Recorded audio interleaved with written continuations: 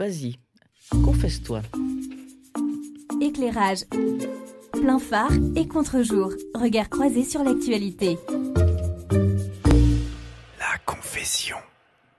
Eh bien, en guise de confession, je vais un peu vous dévoiler quel est mon état d'esprit actuel. Et s'il vous plaît, faites genre « Ah, on est surpris, Philippe !» Hein? Voilà, faites comme si c'était vraiment un scoop. Depuis un an, avec ce passeport vaccinal en plus, c'est vraiment un sale temps pour tout le monde, et notamment pour les rebelles. Et la confession que je fais, c'est que je suis un petit peu rebelle. Voilà. On est surpris. Oui, tu le fais très très bien, Marc. Voilà.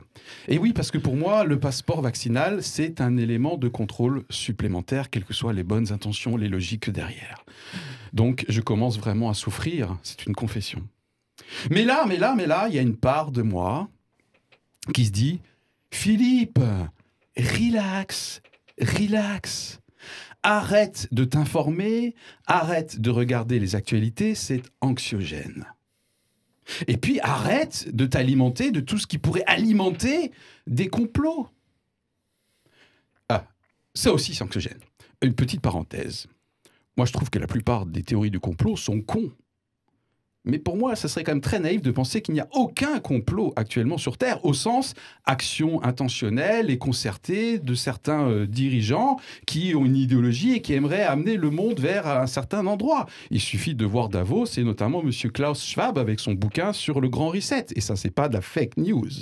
Ok, mais bon, peu importe. Donc, cette part de Philippe qui se dit « Relax, Philippe, tu te fais un Netflix et tu prends un verre de vin supplémentaire le soir.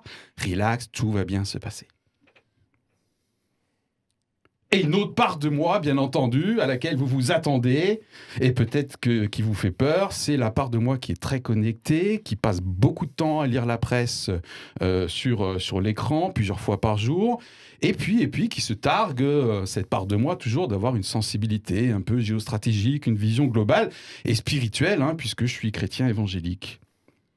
Et du coup, qu'est-ce qui se dessine dans cette partie chez moi ?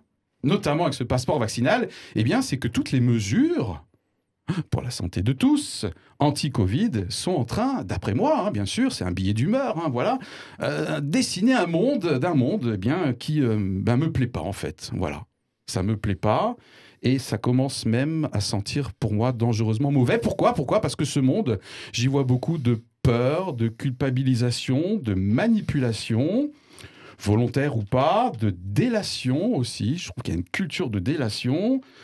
Pendant les fêtes, hein, c'était assez prégnant. De contrôle aussi, beaucoup de contrôle. Alors, le rebelle chez moi, de contrôle avec un État que je trouve de plus en plus nourricier, merci pour les primes, et normatif. Ceux qui sont fans d'analyse transactionnelle ont reconnu ces termes-là, du contrôle et aussi de l'autocontrôle. Et alors là, ça commence vraiment à me faire flipper. J'ai une anecdote qui me vient.